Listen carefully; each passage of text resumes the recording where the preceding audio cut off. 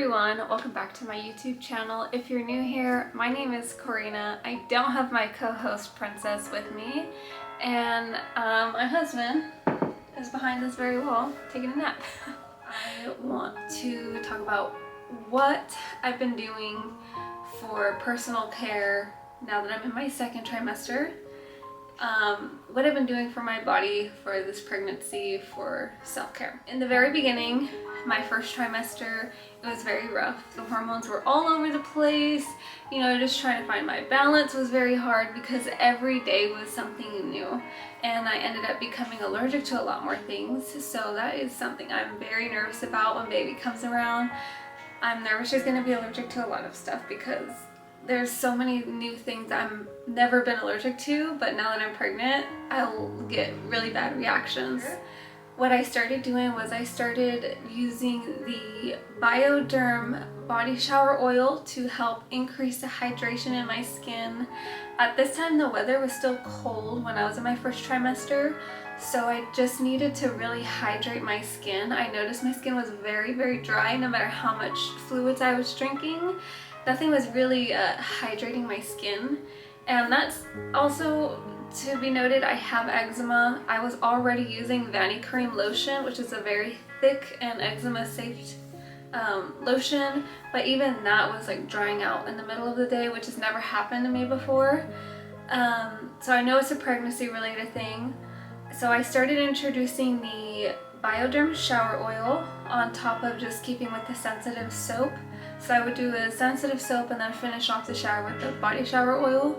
I did try it vice versa and I would come out still dry, so I would use the body shower oil last. And I still do that to this day. I still got the big Bioderm body shower oil in my bathroom from Costco. It wasn't that expensive when I got it, but if you get it directly from the site, it's going to be a little bit price different. First thing I did for my skin, and it also helped a lot with preventing stretch marks, because I know when your skin is really dry, you're obviously just going to get stretch marks the second you start stretching. There's no hydration there to keep it from cracking. So that was the first thing I did. And not too long after that, I ate something that made me have a really bad allergic reaction, like hives, breakout, really bad. Just putting on clothes on general just made my skin itch.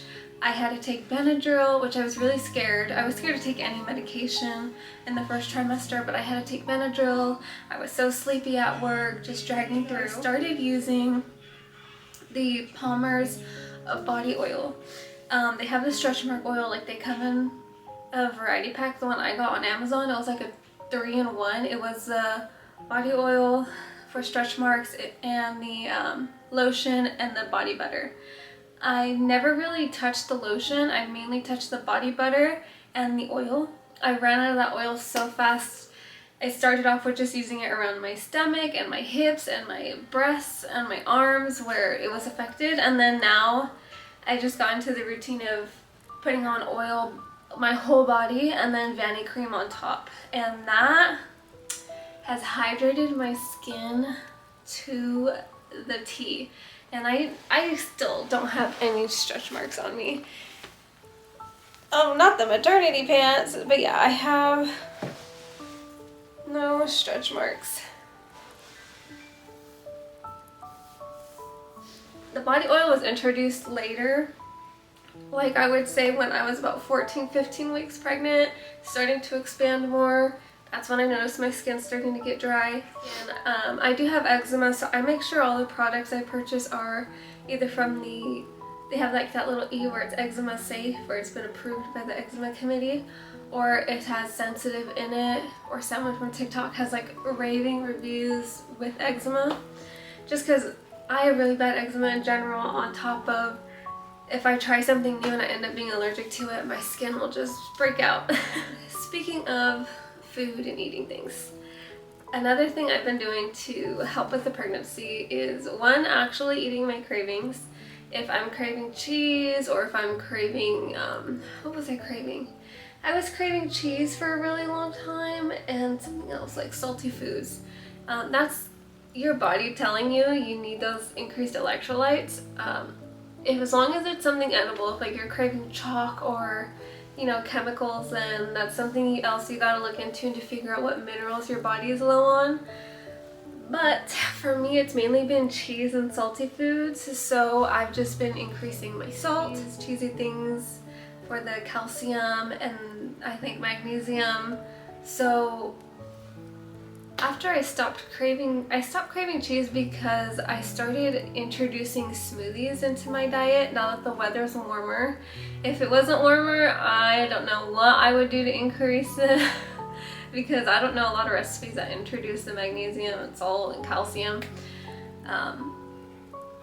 But yeah, I no idea how to do that other than it was smoothies. I would just, you know, you put collagen and then the fruits and vegetables that are high in that, and then whatever supplements I felt like I can add that's safe for pregnancy. And pretty much every morning, that's the first thing I crave is my smoothie, because now my body knows that, okay, instead of craving cheese for the calcium, I want to crave this because it's got all that good stuff. So just trying to pay attention to what you're eating, look up what that could mean for what are you low in, and, you know, try a healthy alternative, because I was eating chili cheese fries like every day. I was craving those chili cheese dogs every day, and then it went to cottage cheese and Doritos, you know. When I was eating stuff like that, my acne would get really bad. I'm pretty sure you can kind of tell from my forehead I have some acne scars. Whenever I would eat really bad greasy foods for my cravings, it would affect my acne really bad. So being proactive about paying attention to what I'm craving, what does that mean, and having a healthier alternative has helped me so much, so much. And I'm still gaining weight. I have never been a salads girl, but I've been eating my salads, I've been eating my fruits and vegetables a lot more. Also helping with constipation. I will say be a little bit careful. There's times where I've overdone it on the greens and fruits and I've had diarrhea. Didn't affect anything, nothing terrible, but just a FYI. But I know I hear on TikTok and on like verbally through mouth, like people always say, oh, I was constipated when I was pregnant, I was constipated. For me, it's like, nope. Sometimes I even eat too much greens and it just all runs out of me. So be a little bit careful with that. But if you are having constipation, pay attention to your diet. I'm not saying don't indulge every once in a while in your favorite foods. Like, let's be honest, when we're craving something, we get cranky until we get it. So if you've noticed that you're like me and like eating it too much, because literally there was 2 weeks where I've had just chili cheese dog for dinner in a row. And DoorDashing money, oh gosh, don't get me started. Yeah, I'm glad I found my alternative. Teas, obviously when I was in my postpartum, oh no, not postpartum, why did I say that? Post birth control syndrome series, I was trying out teas to help relax my body, introduce other things to my bodies and their benefits. I'm still really into the teas. Now I'm icing them because the weather's getting warmer. But in the beginning of my first trimester, I was doing that ginger tea with lemon, with honey. I was also doing turmeric tea, stuff like that. But you do have to be careful. Some teas can cause, you know, just not good effects for your pregnancy, especially when you're in your first trimester. Could increase your chances of miscarriage. So just paying attention to that and how much you're consuming. I know for me, jasmine tea wasn't recommended, but it was something I really liked for some reason. So I would only have 1 cup like once a week and never had any contractions, never had any problems, no miscarriage obviously, and baby's growing just fine.